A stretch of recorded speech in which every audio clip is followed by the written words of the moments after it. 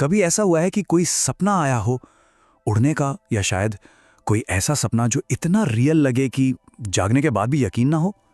सपने कमाल का रहस्य है ना? एक ऐसी चीज जो हम सबको जोड़ती है। तो आज हम इसी रहस्यमयी दुनिया में थोड़ा और गहरा उतरने वाले हैं। तो चलिए शुरू करते हैं। ये समझना कि हमारा दिमाग जो ये सारे कमाल करता है, उसका सबसे बड़ा रहस्य क्या है। हम पता लगाएंगे कि भाई सपने आते क्यों हैं, क्या मतलब है इनका, और क्या ये हमारे लिए सच में जरूरी है। और यही है सबसे बड़ा सवाल, आखिर ये सपने आते ही क्यों हैं।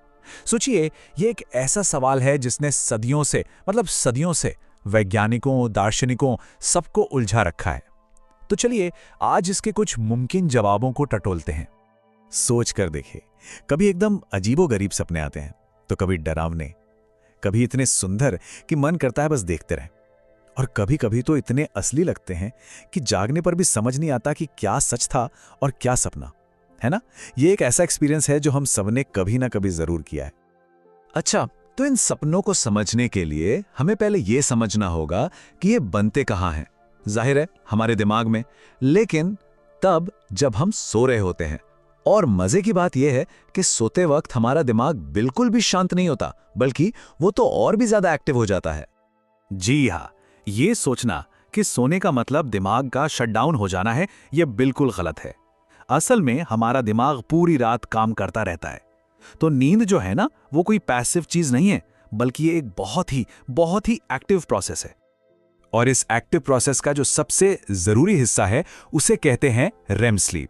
रेम यानी रैपिड आई मूवमेंट। इसका मतलब है कि जब हम सो रहे होते हैं तो एक स्टेज ऐसी आती है जब हमारी बंद आंखों के नीचे पुतलियां तेजी से हिलने लगती हैं। और पता है, यही वो स्टेज है जब हमारा दिमाग लगभग उतना ही एक्टिव होता है जितना जागते हुए, और हमारे ज्यादातर सपने भी तभी आते हैं।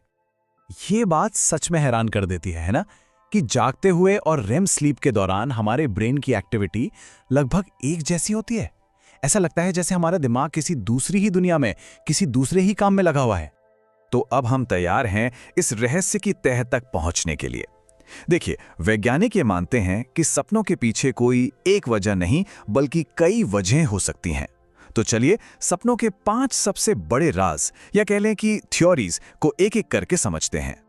तो वो 5 राज क्या हैं? पहला है मेमोरी लाइब्रेरियन, दूसरा इमोशनल प्रेशर वाल्व, तीसरा क्रिएटिविटी का प्लेग्राउंड, चौथा एक सीक्रेट प्रॉब्लम सॉल्वर, और पांचवा एक कहानी बुनने वाला। चलिए एक एक करके शुरू करते हैं।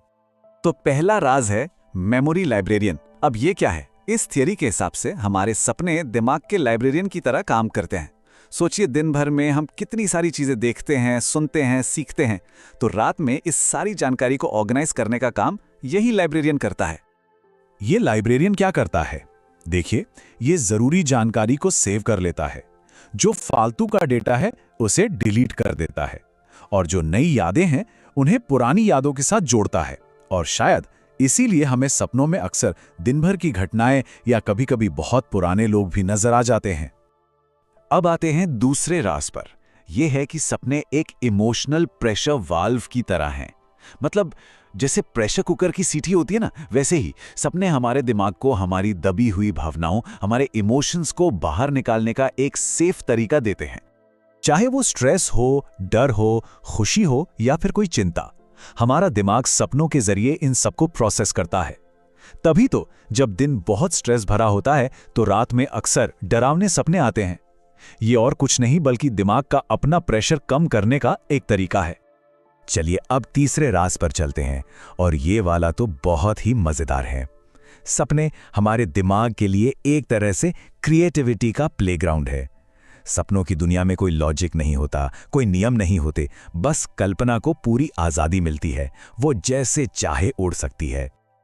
और ये कितना पावरफुल हो सकता है, इसका अंदाजा इस बात से लगाइए कि कहते हैं महान वैज्ञानिक आइंस्टाइन ने भी अपने कई कॉन्सेप्ट्स को डेवलप करने के लिए सपने जैसी सोच का ही इस्तेमाल किया था।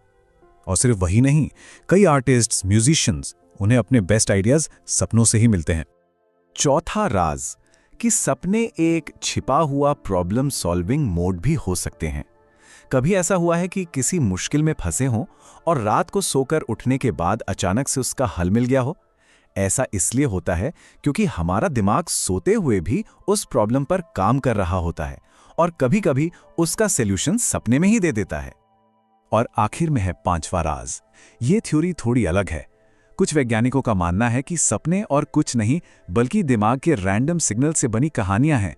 मतलब जब हम सो रहे होते हैं तो हमारे दिमाग के न्यूरॉन्स बस यूं ही बिना किसी क्रम के एक्टिव हो जाते हैं और हमारा दिमाग इन रैंडम सिग्नल्स को जोड़कर एक कहानी बुन देता है जिसे हम सपना कहते हैं।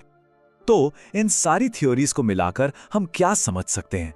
एक बात तो बिल्कुल साफ है कि सपने सिर्फ मन की उड़ान या कोई फैंटेसी नहीं है। ये हमारे दिमाग के लिए एक बहुत बहुत जरूरी काम करते हैं। तो एक तरह से फैसला क्या हुआ? सपने हमारे लिए करते क्या हैं?